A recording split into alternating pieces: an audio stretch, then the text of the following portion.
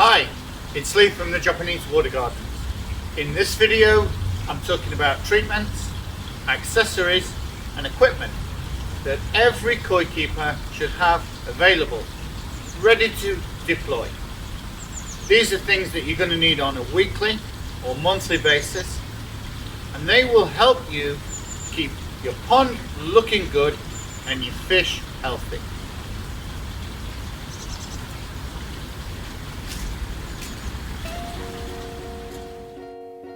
Keep watching and I will give you a quick guide to all the essentials every koi keeper should have ready to use.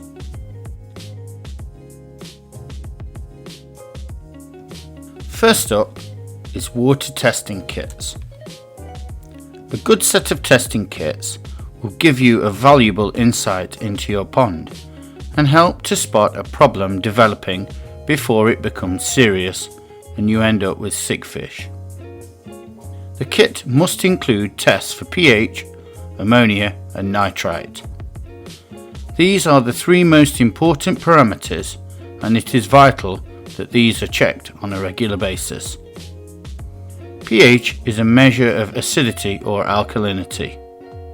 Extremes of pH or rapidly fluctuating pH is very damaging to fish. Ammonia and nitrites are toxic compounds that are created during the breakdown of fish waste products.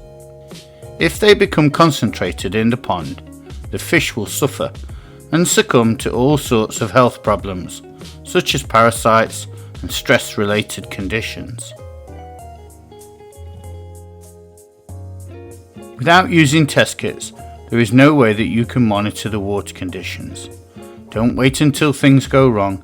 Get a set of test kits and learn how to use them. I have done lots of other videos about water quality that will help to explain more. Next up, we have kit to catch up, move and dip fish.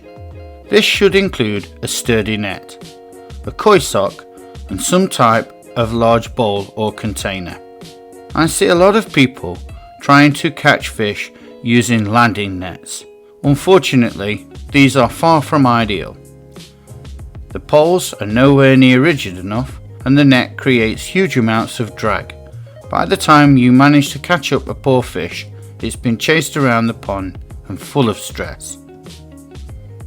A koi net is much easier to use. It will have a strong rigid pole and a shallow open net. It will slip easily through the water and allow you to effectively catch fish with minimal disruption and fuss. Lifting a koi in a net is a terrible idea. They will thrash around frantically and can rip off scales or tear up their fins. A much more sensible option is a handling sock. Basically, it is a soft nylon tube with a handle. It is open at both ends.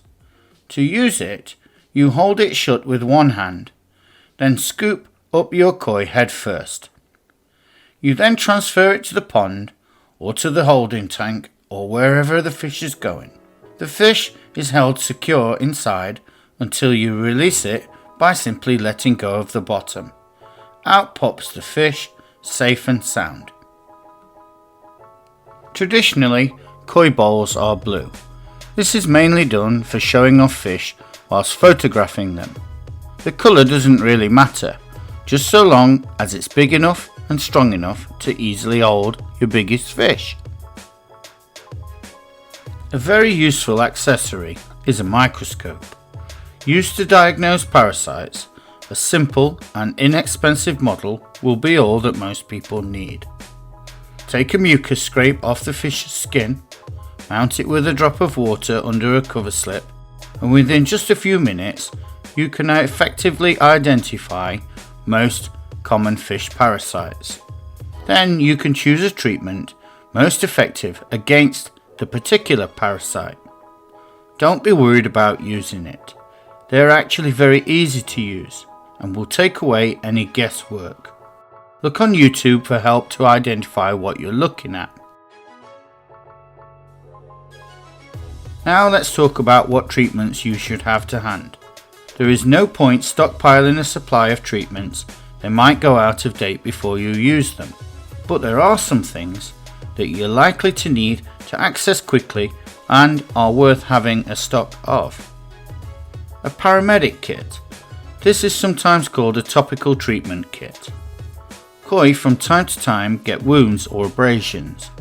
If treated quickly with suitable creams and ointment, you can reduce the risk of an infection and help promote rapid healing.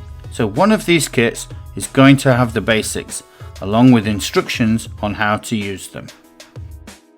Acroflavin is a treatment for aquatic bacteria and fungal infections. I recommend using it when you've been treating fish with the paramedic kits. It's a very mild treatment and can be used safely as a mild antiseptic for the pond. Salt, brilliant for short-term dips when you might have a koi that's looking a bit under the weather and you're not entirely sure what the problem is. Also, it can be an effective treatment for the pond. Salt doesn't go out of date. It has multiple uses and it is cheap, so having a bag of it to hand is always a good idea. Now, salt is not a magical panacea, and you do need to know when and when not to use it. So check out my salt, not in my pond video to get some more information about it. Potassium permanganate. This is a parasite treatment that is very versatile and incredibly cheap. If kept in a cool, dry place, there is no reason why it shouldn't last for years. Potassium is particularly effective on trichodemia and costia. Hydrogen peroxide. This is used to reoxygenate water after or during a treatment of potassium. It is also useful in an emergency situation where the pond may become low in oxygen. Peroxide is cheap and does have a long shelf life, and it is very easy to administer. The Chlorinator. Often tap water is treated by the water board with chlorine. It kills bacteria and makes the water safe to drink.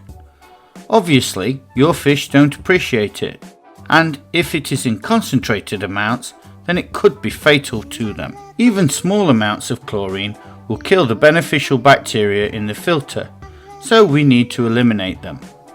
Liquid treatments are available that will quickly neutralize it, but they can be expensive when you change in a lot of water and it's easy to forget to use them. Here's a better option, an inline filter. They work best with a slow or moderate flow and can be connected directly to your hosepipe. Most will have standard hosepipe fittings to make it easy to connect. As the water is passing through, carbon granules absorb the chlorine molecules. No chlorine will ever reach your pond. Total peace of mind. Now, what are you going to need to keep your pond looking good? A pond vacuum. If this is used regularly, it will dramatically improve the water clarity and prevent a buildup of sediment forming on the bottom of your pond. You can also use them for sucking out the sludge from filters, and they are great for removing the dredges of water from the bottom of an empty pond. If the pond is raised, then you might be able to make up a siphon pipe that will whiz round and drag out the muck. This works like a big version of an aquarium siphon. If you can get the siphon going, they are very effective and super cheap to make. So there you have my suggestions.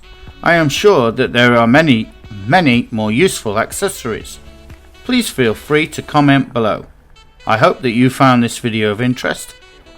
Please like and subscribe to the channel. It's bye for now from Lee at the Japanese Water Gardens.